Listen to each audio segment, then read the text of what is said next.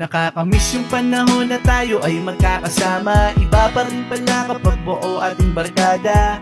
Inuman hanggang abutin pa ng umaga. Walang pakialam kung makatulog sa kalsada.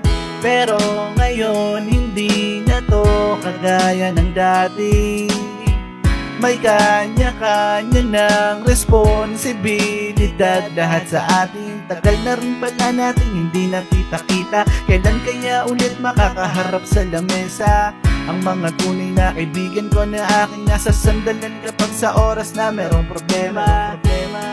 Sana ay walang nagbago, kung magkita-kita man ganun pa din tayo.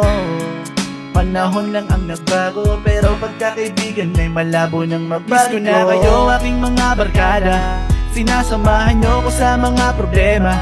Kamusta na kaya kayo? Ayos lamang ba kayo? Ito ako, kayo ay sobrang mga namin.